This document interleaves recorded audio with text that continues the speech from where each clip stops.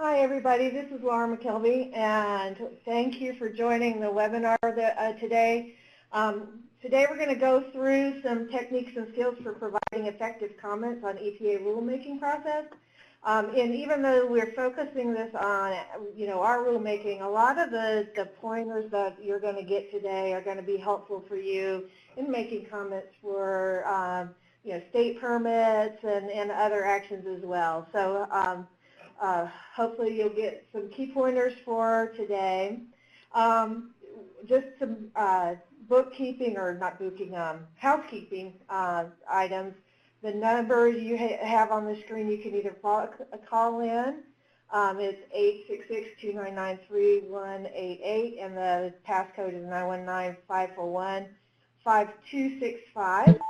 You can listen through your computer. We will be recording the call today, and we will be posting this on our Willowbrook webpage.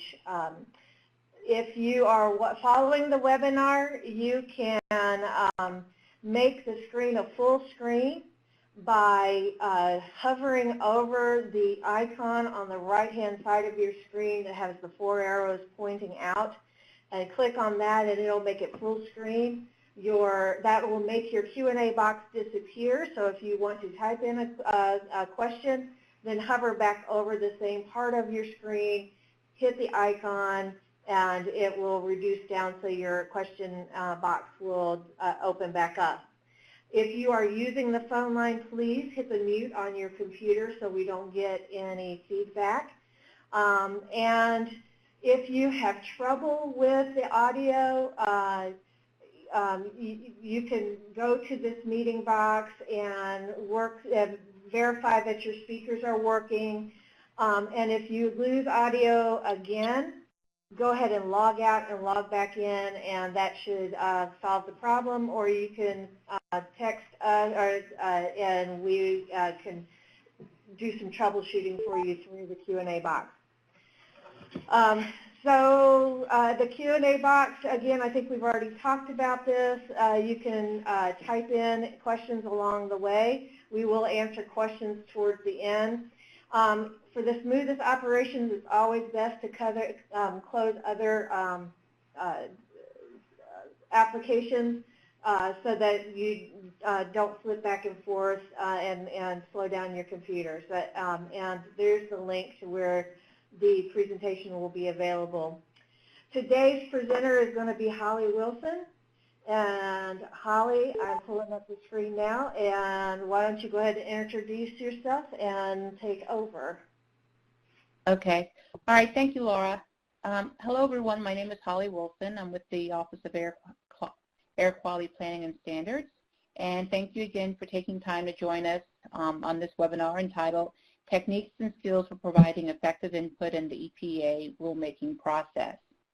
The purpose of today's webinar is to prepare you to be more effective in contributing to the development of a rule and to help you become more confident in your ability to do so. So next slide. So let's just start with the basics, the regulatory basics. Congress passes laws that govern the United States, and then Congress grants EPA and other federal agencies the authority to put those laws into effect by creating and enforcing regulations. Then those regulations become mandatory requirements that can apply to individuals, businesses, states, or local governments, nonprofit institutions, or others. Next slide. EPA regulations, the process. For developing most regulations, EPA follows the same general process. Step 1, EPA proposes a regulation, including specific periods for public input through both written comments and public hearings. Proposed regulations are published in the Federal Register, and we'll talk a little bit more about the Federal Register a little bit later. Step 2, EPA collects and considers comments from the public and issues a final rule. And step 3, the final regulation is published in the Federal Register, then is codified and added to the Code of Federal Regulations. For today's webinar, we'll be focusing on step 2 of the regulatory process and how you can comment on proposed regulations issued by EPA. So, where do we find information about regulations? Well, you can find out information about regulations that are in the works and when to provide comments. These three main websites will answer typically the 3 main questions that folks have when going through this process.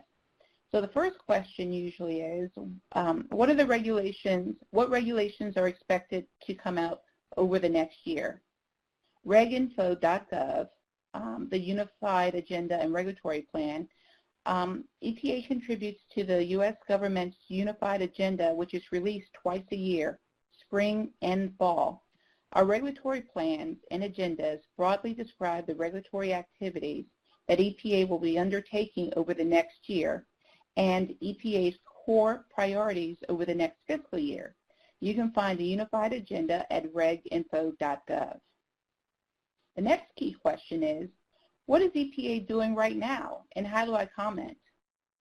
Proposed rules are published on the Federal Register website along with the deadline to comment. Regulations.gov is very popular. Each year, EPA receives millions of comments on proposed rules, notices, and other actions. Through regulations.gov, you can see what other people are submitting about an EPA rule. This website collects and publicizes information related to EPA regulations such as public comment and background documentation. It's also EPA's official online comment system that serves as a clearinghouse for materials related to EPA rulemakings. Other federal agencies also use this comment system. You may submit comments on proposed regulations via this website by email, snail mail, aka U.S. Postal Service, or even fax. Third question, how do I know what the current regulations say? govinfo.gov is a website that provides free access to official publications from all 3 branches of the federal government. It is a great source of all kinds of information, including the Federal Register, which we mentioned earlier. And just FYI, the Federal Register is an official daily publication for rules, proposed rules, and notices of federal agencies. The website is maintained by the Government Printing Office and provides access to every regulation published in the Federal Register since 1936. It is a good site for searching a variety of electronic resources. And the Federal Register is published daily except for federal holidays. The EPA docket. The EPA docket contains EPA docket contains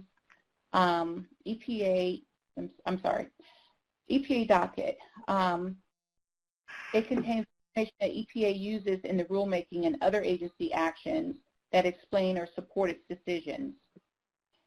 It contains public input provided through the formal comment process and public hearings. The dockets are available for public review.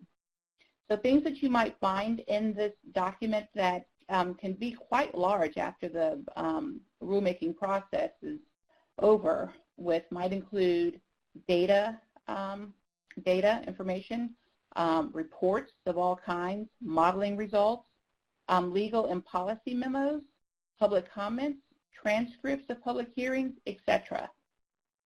All comments submitted are put into this official docket for the rule. So, how can your participation in the EPA rulemaking process make a difference? Well, to start, become familiar with the rulemaking process.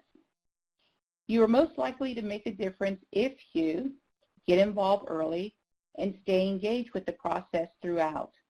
By learning the issues and developing relationships with officials and other stakeholders, you increase your ability to engage effectively. Always come prepared to provide ideas, examples, and evidence.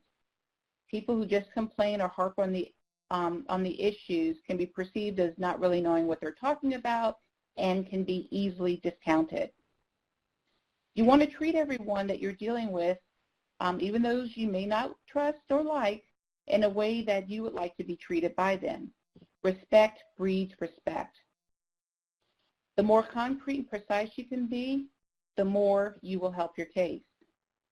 People who come to the process with useful perspectives and alternatives will often have more influence than those who are focused solely on the problem.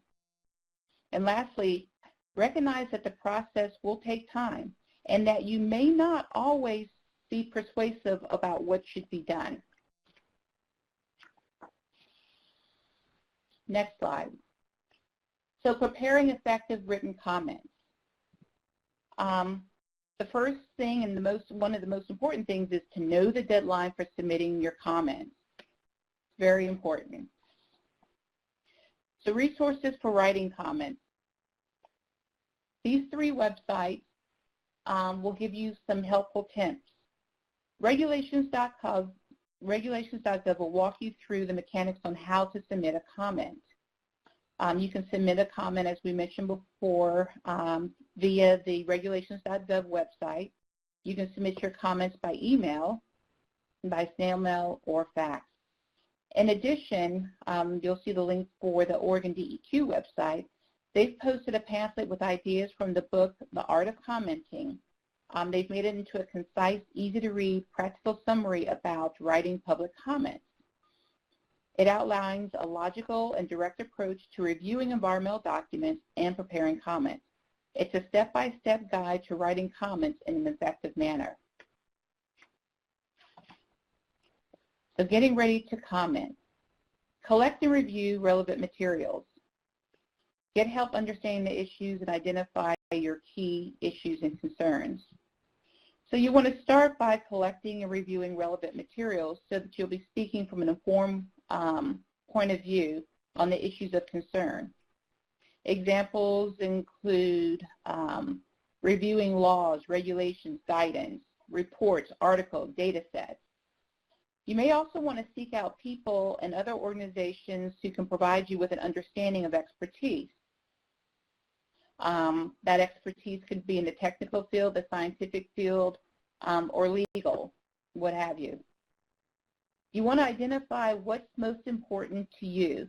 Trying to deal with everything spreads you too thin and it compromises your ability to have a true impact. So be clear about what issues you want to focus on and prepare yourself to make constructive, well-supported comments. Over the next few slides, we'll talk more in depth about the actual process of drafting your comments in more detail. Next slide. Okay. So review the proposed document. Always start by reading the preamble or the summary of the document or proposal. It usually lays out in a straightforward way what's being planned and what the key issues are and the key questions are. It enables you to determine where your focus should be. It also helps you to divide up the work in an appropriate way if you're working with others. As you read through the document, mark it up in ways that are helpful to you, that allow you to quickly find where you are in agreement, where you have concerns or issues, and where you need to learn more about the topic. While the preamble summarizes the rule, detailed regulatory requirements are further along in the proposal. You may find that that text can be dense and very technical, but it's worth your time to go through it. You can find important nuggets in that part of the text regarding the rule. So beginning your assessment, do you agree with the underlying assumptions? Is important information missing? Do you agree with the methodologies used in the assessment, such as monitoring or risk assessments? Do conclusions and recommendations appear to be logical and supported? Be sure you document the reasons for your comments. So a good place to start is by looking to see if the document is logical and if it's complete. Look for omissions and errors and things that are not clear or well-grounded or just don't seem to be justified by the analysis. Continuing your assessment, next slide. Check for consistency with other information. Determine if the proposal is internally consistent and makes sense overall. Are the findings in agreement with your understanding of the situation? Do the tables and the text match? Is the math correct? Then look to see if the information is reliable. Check the facts with other sources. Check cited references. Confirm your understanding with allies and other experts. Next slide. So here are a few tips. Make your comments easy to follow. Be organized, clear, concise, convincing. Support your key comments with evidence. Provide solutions. Follow instructions carefully and submit your comments by the deadline. It's very important. Comments submitted late will not be reviewed or considered. Next slide. Organization and format. You want to make your comments look professional. You want them to be easy to read, easy to follow. So put yourself in the shoes of the people that are reading through perhaps thousands of comments. Make their job as easy as possible by having your comments well organized and formatted. Your comments should be professional looking and the text should not be hard to read. Make your key points stand out by using headings, indentions, bolding, and bullets. Long paragraphs and lots of detail are much harder to assimilate, so you may want to use an outline type of format. You still need to provide a full explanation, but be thoughtful in your use of text. Even if you're submitting only a few pages, it's usually helpful to provide a table of contents, especially for documents that are longer. That's essential. Next slide. Style. Use topic sentences, short sentences, 50 words or less. Avoid passive voice. Write in first person. And communicate honestly and with respect. Next slide. Content. Start by identifying legal shortcomings. We've kind of mentioned some of these before already. Pinpoint factual mistakes. Suggest specific language. Highlight items that you support or don't support and provide examples and offer alternative solutions. Use notes that you've made during your assessment of the document to develop the content for your comments. Identify factual mistakes. Is the information wrong or misleading? Is the information outdated or incomplete? If relevant information is missing, you provide it. If the language in the document is not clear or you have a different idea, provide specific alternative text. This really helps the reader understand what you're trying to convey. You should try to avoid being entirely negative. Point out things that you agree with or that you can even support. Help the reader gain an understanding by drawing on specific relevant experiences to illustrate possibilities and opportunities. If the document does not adequately deal with the problem, be specific about the solution and what should be considered instead. Next slide. Before submitting your comment, again, something really important. Check for accuracy and clarity in your comments. Proofread closely. Make sure that what you're submitting makes sense by having someone else read through your comments for accuracy and clarity.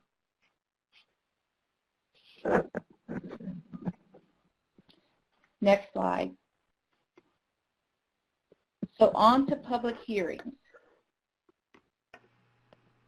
For many proposed EPA actions, there's an opportunity to request a hearing, and there's a process for this.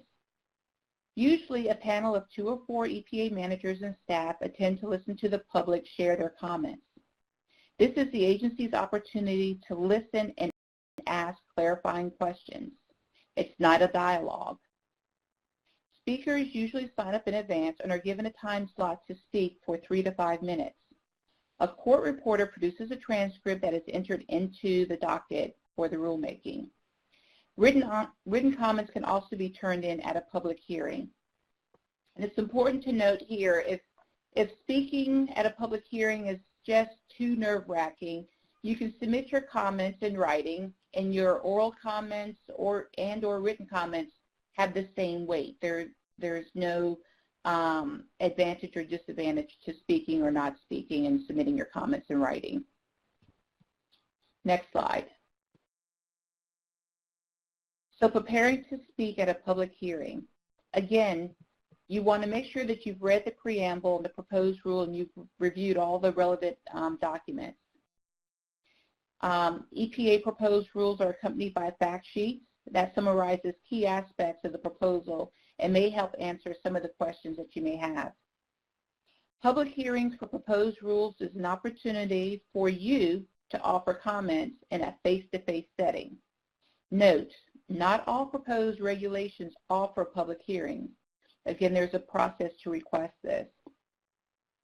If you've never spoken at a public hearing, or for that matter, even a public meeting, it's natural that you may feel some anxiety or unsure of yourself. By putting some effort into preparation and practicing ahead of time, you can become more confident and ready to step up to that microphone. Be prepared. Reread the rule and other key documents.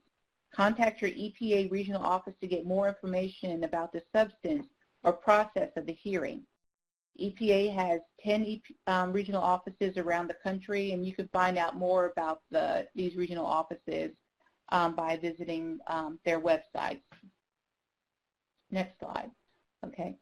Developing your oral comments. Make sure your comments are 3 to 5 minutes. Focus on the questions that EPA is outlining in the preamble. We've said that before.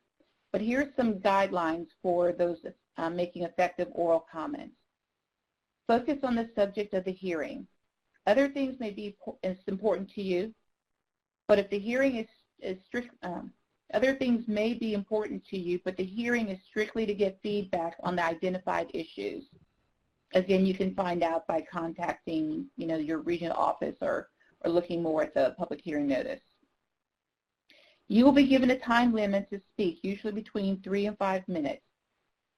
So plan out what you're going to say, and if you start to move over that time, there will be someone to remind you of your time limit. So a trick for getting your key points across and staying on time, make sure that it's one key message per minute. That's kind of the rule of thumb. State your view and provide a little bit of rationale for it. Use data where you can support your presentation. Offer concrete solutions whenever possible. Make it easy for the audience to understand what you're saying by using appropriate terms. Practice makes perfect. And you may want to just practice what you're going to say and just use a timer on your phone or have someone else time you so that you can get in what you want to say in that 3 to 5 minutes. Be sure that you're commenting on the action that is the subject of the hearing or meeting. If the hearing is about a proposed rule, make sure that you're commenting on the proposed rule instead of a permit, for example. That happens and it's easily to get mixed up. Lastly, actually speaking at a public hearing or meeting. Respect the time limits. Again, there will be someone to help you stay in that time frame. Speak clearly and confidently, and it doesn't hurt to follow up your written comments, your oral comments in writing. When you step up to that microphone, stay on message and stay within the time allotted. Speak with conviction and with confidence. Again, like I said, you can reinforce your comments in writing where you can be more explicit, you can provide more evidence for your views, etc. Sometimes it's helpful to travel in a group to a public hearing, and other folks can offer up their perspective or may want to speak. Sometimes it's just nice to have someone come along for moral support. Again, feel free to submit your comments in writing if talking in front of a group of folks is just too overwhelming. Again, they'll be taken and considered with the same weight. This concludes our webinar, and I'll turn it back over to Laura for Q&A. Okay, so give us just a second, and we're going to walk through some of the questions, and we'll start reading them. Hold on.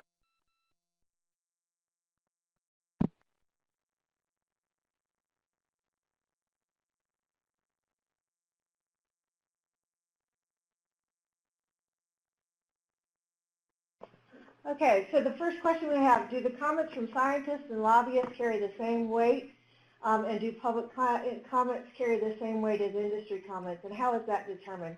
That's a really good question, and they all carry the same weight.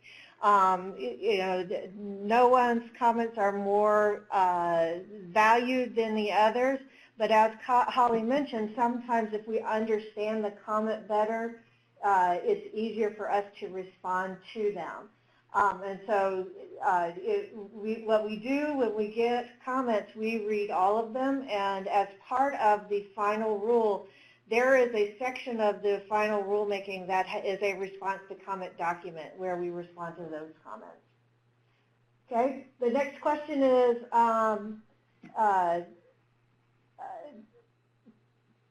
there was a length of time. Are the lengths of the comment periods codified by law, or is the time period discretionary by EPA?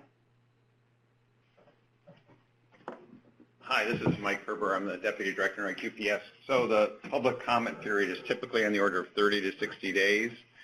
There's also an opportunity, as was noted, for people to request a public hearing. We generally need to provide 15 days notice for a public hearing, and then we need to keep the record open 30 days after the public hearing. So a typical comment period length would be 45 days, but in some instances we'll extend that to 60 days. So why do comments really matter and data should be driving the rules? Please explain. And, I think that it's, and I'll answer this and Mike and others can join in, but,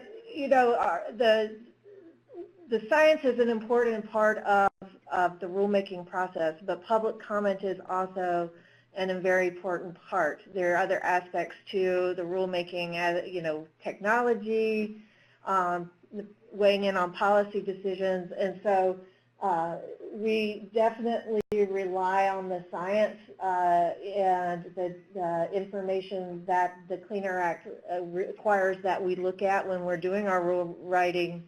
But the public comment process is an important part of the process, and it's and we weigh the sentiments of the public in general across the board.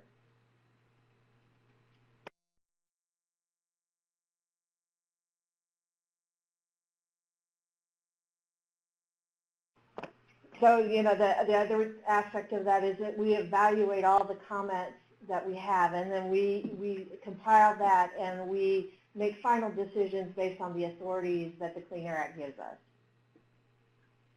We got another question about, do the number of comments make a difference? No, yes and no. If we have,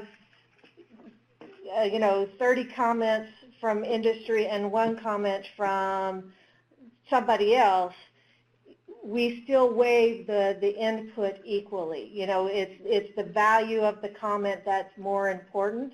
But it does make a difference to us if we know that there's a lot of community comments and a lot of community interest out there. It means that people are very concerned about the issue that's at hand. So there's not a cutoff number that means that we're not going to evaluate one or the other, one side versus the other. But it does signal to us the interest in the rulemaking when we have a lot of comments.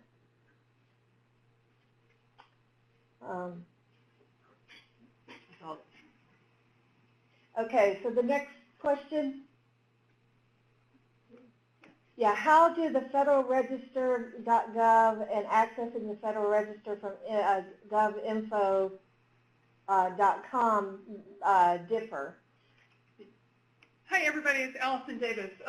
So govinfo.gov has other links on it as well, but it also includes a link to the Federal Register So it should take you to the same place. If you're looking for a Federal Register notice, you can use either one of those tools. I think the govinfo.com is like, it's designed to be like a one-stop shop that gets you to a lot of different resources. That's right. It has links to laws. It has links to congressional bills. It's a bigger basket, if you will.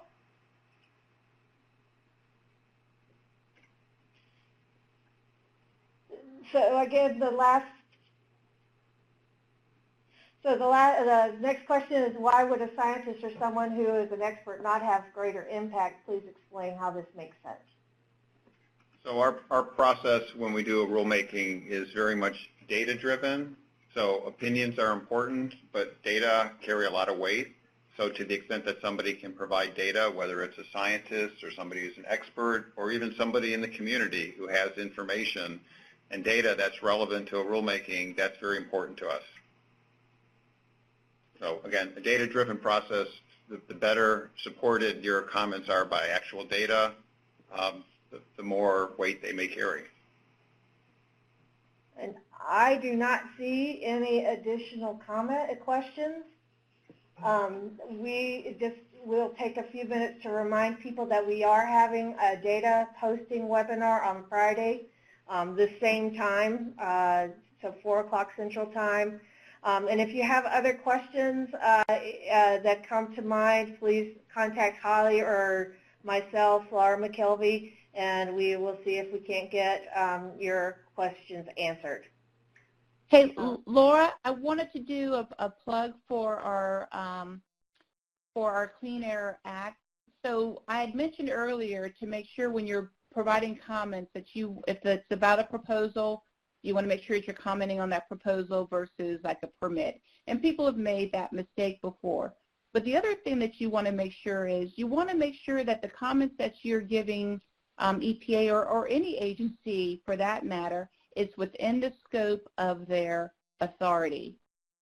And that can be frustrating, confusing sometimes when folks mix up the authority between a state or a local or a federal entity. So you want to make sure that you do your homework when you're drafting comments to make sure the alternatives that you're offering up is within the scope of that particular agency's authority. All right, thanks, Holly. And we did have another question come in. How does EPA decide where the hearings will be held? So when we get requests for public hearing, we also typically get requests for a location for that public hearing, and we will take that into consideration. It really depends on the nature of the rulemaking. If it's a rule that's national in scope, we typically do those in Washington, where our headquarters are, or here in Research Triangle Park, where our air office that does stationary source rules is located. If it's a rule that has very limited applicability from a geographic standpoint, that will also be a consideration in where we might want to hold the rulemaking. But it really depends on the scope, the geographic scope of the particular rule as far as where we have the public hearing. All right, again, since we don't have any more questions, we are going to give you a half hour back in your day, and we will talk to you on Friday when we have the data posting webinar. Thank you for calling in. Thanks. Bye.